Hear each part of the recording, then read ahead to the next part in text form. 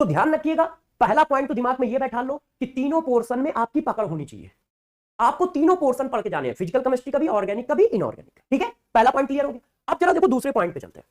Physical chemistry में कौन से ऐसे सब टॉपिक है जो हमें जरूर पढ़ के जाने चाहिए, या जिनका रिवीजन हमें एक से ज्यादा बार या दो से ज्यादा बार करना चाहिए? तो गौर से समझिए, मैं आपको चैप्टर भी बताता जाऊंगा और सब टॉपिक भी बताता जाऊंगा। Some basic concept in chemistry मतलब मोल कॉन्सेप्ट। मोल कॉन्सेप्ट में आपको कंसंट्रेशन टर्म और स्टोइकियोमेट्रिक कैलकुलेशन और लिमिटिंग एजेंट, इसको पढ़ के जाना चाहिए। मतलब आप ये मान के चलते हो कि यदि मोल कॉन्सेप्ट में क्वेश्चन आता है तो कम से कम 70 से 80% प्रोबेबिलिटी यही होती है कि वो लिमिटिंग एजेंट या स्टोइकियोमेट्रिक कैलकुलेशन का क्वेश्चन होगा,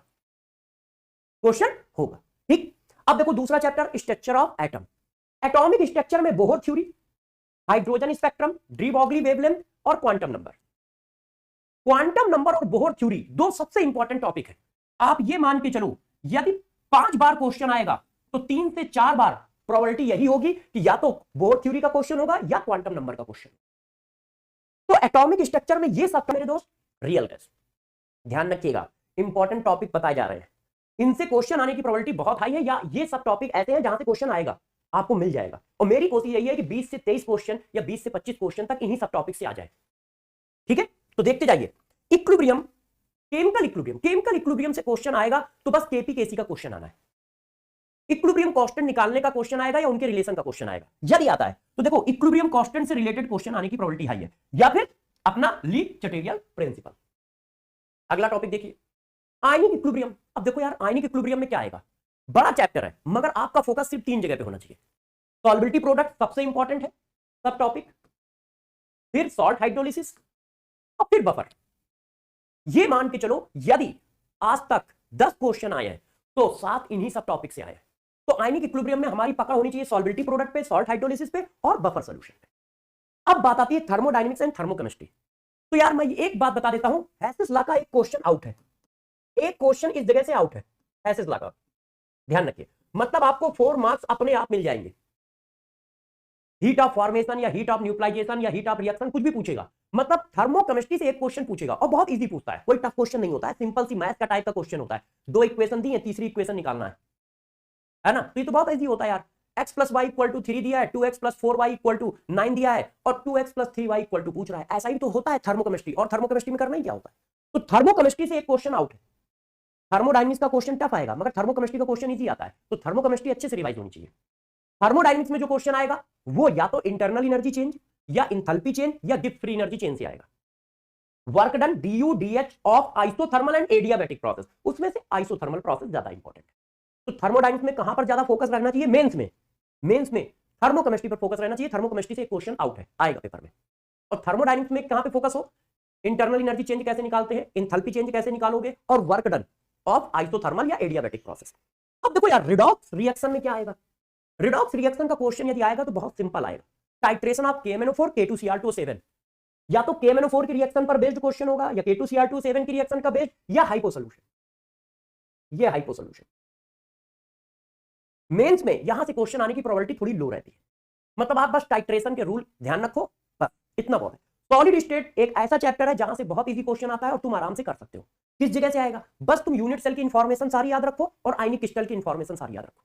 यूनिट सेल और आयनिक क्रिस्टल बेस्ड क्वेश्चन आएगा। हर एक आयनिक क्रिस्टल का अरेंजमेंट क्या होता है, NaCl, CHCl, ZnS, CaF2, है ना, इनका। और सब यूनिट सेल का, सब यूनिट सेल में FCC यूनिट सेल है तो कहां कहां एटम होते हैं, कौन किसको टच कर रहा है, बस ऐसा ही कुछ सिंपल मैथमेटिकल क्वेश्चन होता है। बस तुम्हें केमिस्ट्री में ये पता होना चाहिए कौन कहां रखा है, किसको टच कर रहा है। यदि ये पता है कौन कहां रखा है और किसको टच कर रहा है, तो उसके बाद अर्थमेटिक मैथ्स है जो हम क्लास 7th और 8th में पढ़ते हैं, वो तुम आराम से लगा लेते हो। इसके बाद देखो लिक्विड सोल्यूशन, ये बोनस है, ये बोनस है। क्वालिटेटिव प्रॉपर्टी पर एक क्वेश्चन पेड है, 4 नंबर बोनस है, और फार्मूला बेस्ड क्वेश्चन होगा। फार्मूला बेस्ड क्वेश्चन होगा बच्चों, आपको कुछ नहीं करना है, सिर्फ फार्मूला लगाना होगा। क्वालिटेटिव प्रॉपर्टी का क्वेश्चन सिर्फ फार्मूला बेस्ड आता है, बिल्कुल सिंपल सा, सिर्फ फार्मूला लगाइए आंसर आ जाएगा। तो क्वालिटेटिव प्रॉपर्टी इंपॉर्टेंट है लिक्विड सोल्यूशन में, ठीक है। इसके बाद कुछ इंपॉर्टेंट होता है तो राउल्फ लॉ इंपॉर्टेंट होता है। केमिकल काइनेटिक्स में फर्स्ट ऑर्डर रिएक्शन पर क्वेश्चन आएगा, नहीं तो फिर आर्हेनियस इक्वेशन बेस्ड क्वेश्चन आएगा। बस 2 पोर्शन पर क्वेश्चन आता है, या तो फर्स्ट ऑर्डर रिएक्शन बेस्ड आता है या आर्हेनियस बेस्ड आता है। 80 से 90% क्वेश्चन इन्हीं 2 टॉपिक से आता है, या तो फर्स्ट ऑर्डर का या आर्हेनियस बेस्ड इक्वेशन। 80 से 90% क्वेश्चन इन्हीं 2 टॉपिक से आते हैं।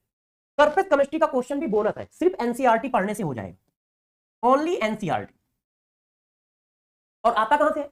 आता या तो एडजॉर्प्शन से है या कोलाइडल सोल्यूशन से, और इससे आने की प्रोबेबिलिटी हाई रहती है जेई में एडजॉर्प्शन से। इलेक्ट्रोकेमिस्ट्री से एक क्वेश्चन जरूर मिलेगा और हमेशा गैल्वेनिक सेल से मिलेगा, मतलब यहां से भी आप कह सकते हो कि एक क्वेश्चन आउट है, गैल्वेनिक सेल से आपके पास एक क्वेश्चन होगा, ध्यान रखिएगा। दो हाफ सेल दिए, तीसरे हाफ सेल का इलेक्ट्रोड पोटेंशियल पूछ रहा होगा या सेल पोटेंशियल पूछ रहा होगा या कुछ और पूछ रहा होगा, मगर गैल्वेनिक सेल वाला जो फार्मूला है हमारा E equal to E0 minus 0.0591 upon n log equilibrium constant, sorry log Qc, बस वही पर बेस्ड एक क्वेश्चन आना है। अब क्वेश्चन कितनी तरह से घुमा के पूछ सकता है नहीं पता है, मगर यहां से 4 नंबर पक्के हैं, एक क्वेश्चन इस जगह से आएगा ही आएगा, नर्स इक्वेशन का बेस्ड क्वेश्चन। और यदि इस जगह से आता है और इसके बाद भी कोई क्वेश्चन आएगा तो फिर फर्स्ट लॉ ऑफ फराडे का फर्स्ट लॉ लगाओ और उस पर क्वेश्चन निकालो। तो ये वाला पार्ट बहुत इंपॉर्टेंट है, इलेक्ट्रोकेमिस्ट्री का एक क्वेश्चन इलेक्ट्रोकेमिस्ट्री से पेड होता है, मतलब हमेशा आता है क्वेश्चन, तो ध्यान रखिएगा अच्छे से। अब देखो यार, फिजिकल केमिस्ट्री के बाद ऑर्गेनिक केमिस्ट्री में क्वेश्चन कहां से आ सकते हैं? ऑर्गेनिक केमिस्ट्री में किस जगह से पढ़ेंगे तो क्वेश्चन आ जाएंगे। तो ऑर्गेनिक केमिस्ट्री में क्या पढ़ना चाहिए? तो देखो जीओसी में stability order of reaction intermediate, reaction intermediate में स्टेबिलिटी ऑर्डर, कौन ज्यादा स्टेबल है कौन कम स्टेबल है, और बेसिक स्ट्रेंथ और acidic strength, basic and acidic strength order, इस पर बेस्ड क्वेश्चन आने की प्रोबेबिलिटी हाई रहती है। आइसोमेरिज्म में स्टीरियो आइसोमेरिज्म, मतलब ज्योमेट्रिकल और ऑप्टिकल, और ये मान के चलो कि यहां से 4 नंबर आपको मिल जाएंगे। एक क्वेश्चन आइसोमेरिज्म का आता है और वो स्टीरियो केमिस्ट्री से ही आता है मेनली, ठीक है, तो स्टीरियो आइसोमेरिज्म से ही आता है, सॉरी स्टीरियो केमिस्ट्री नहीं कह रहा, स्टीरियो आइसोमेरिज्म से ही आता है, तो स्टीरियो आइसोमेरिज्म पर फोकस रखें। अब एल्केन, एल्केन में यदि देखना है तो 2 टॉपिक बहुत इंपॉर्टेंट है, एक कोलवेज इलेक्ट्रोलिसिस और दूसरा halogenation of alkene, halogenation of alkene, Colway electrolysis. Alkyne में भी यही चीज इंपॉर्टेंट है, सेम चीज इंपॉर्टेंट है, ठीक है, एल्काइन में भी सेम चीज इंपॉर्टेंट है। अब एरोमेटिक हाइड्रोकार्बन में ईएस को अच्छे से रीड कर ले, अच्छे से ईएस को रीड कर ले। अब हेलो एल्केन और हेलो एरीन में क्या करना चाहिए? तो मेरे दोस्त एनसीईआरटी लेवल पे, ज्यादा डिटेल में नहीं, सिर्फ एनसीईआरटी लेवल पे, SN1 SN2 E1 E2 NCERT level पे आप देख लो, सिंपल क्वेश्चन मिलेगा, ज्यादा टफ नहीं आएगा। अल्कोहल और ईथर में किस जगह से क्वेश्चन आने के लिए है? तो अल्कोहल और ईथर में एडिशन ऑफ HX या एसिड डाइल्यूट H2SO4 से रिएक्शन, मतलब elimination reaction, addition of HX या डाइल्यूट H2SO4 से रिएक्शन। ईथर में भी ये चीज इंपॉर्टेंट है, ये वाला बहुत इंपॉर्टेंट है, HI से या HBr से एडिशन, अल्कोहल के लिए भी ईथर के लिए भी, ध्यान रखिएगा।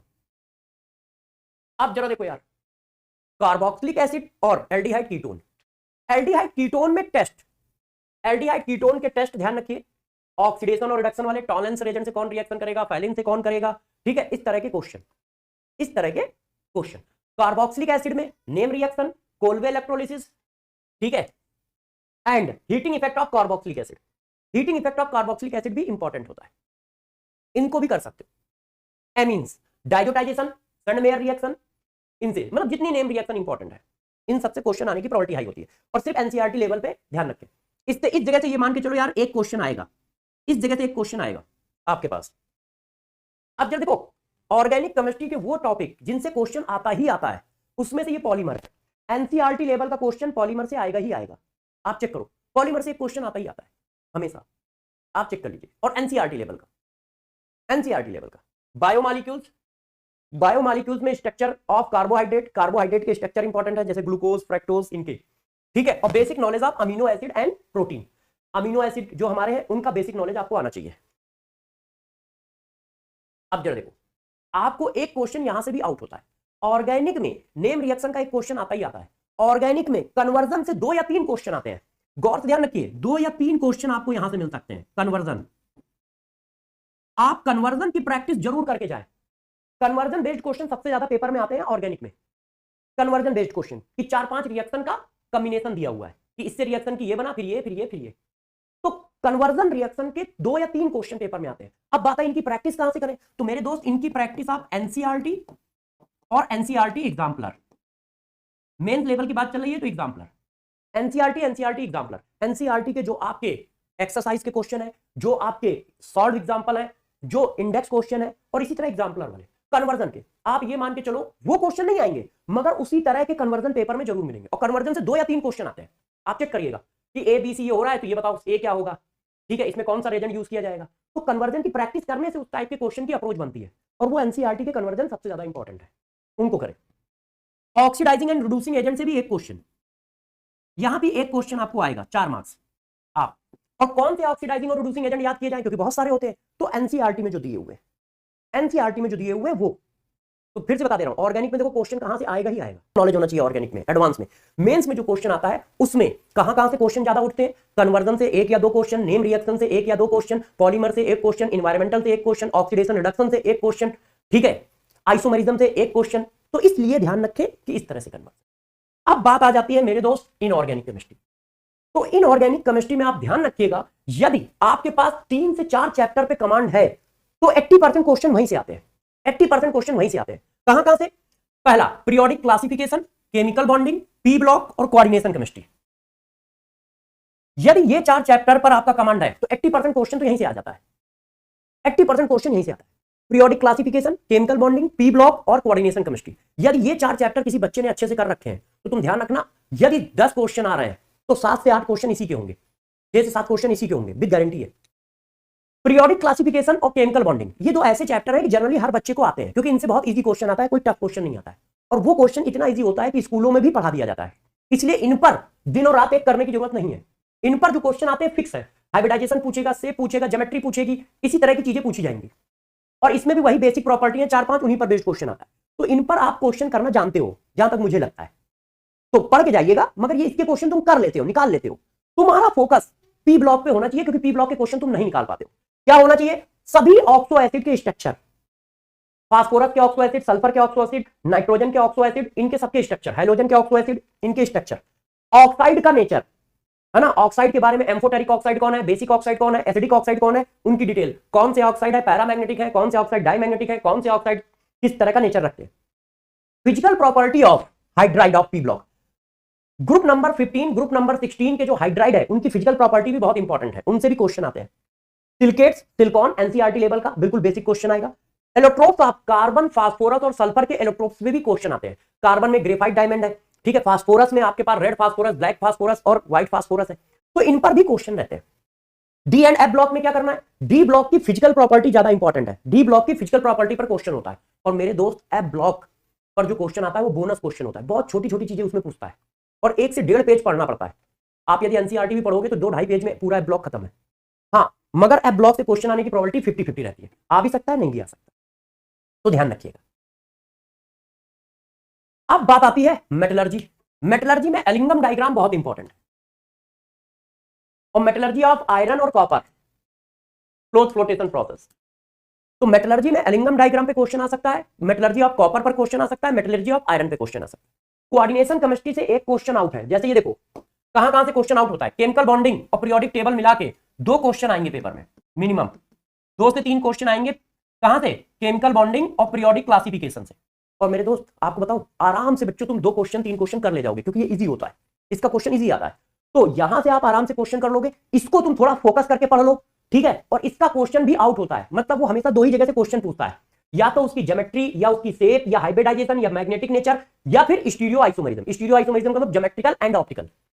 90% केसों में, 90% केसों में क्वेश्चन इसी जगह से रहता है, या तो कॉम्प्लेक्स कंपाउंड के मैग्नेटिक नेचर की डिस्कशन होगी, या उसका हाइब्रिडाइजेशन होगा, या उसकी ज्योमेट्री की बात हो रही होगी, या उसकी शेप की बात हो रही होगी। नहीं तो फिर स्टीरियो आइसोमरिज्म में वो ज्योमेट्रिकल और ऑप्टिकल आइसोमरिज्म पर क्वेश्चन बेच दे देता है, और एक क्वेश्चन आना ही आना। एस ब्लॉक में NaOH की रिएक्शन बहुत इंपॉर्टेंट है। Reaction of NaOH with hydrogen, phosphorus, sulphur, aluminium, Zn, boron. और फोटो इलेक्ट्रिक इफेक्ट, कौन कौन एलिमेंट फोटो इलेक्ट्रिक इफेक्ट देते हैं, नहीं देते हैं, physical property. Reducing agent, physical property. Basic strength of oxide, hydroxide और हाइड्राइड एस ब्लॉक में। और thermal stability of carbonate, sulphate, nitrate S block में। ये इंपॉर्टेंट है। हाइड्रोजन में हार्डनेस ऑफ वाटर और H2O2, ये इंपॉर्टेंट है, ये इंपॉर्टेंट है, ठीक है ना। देख लो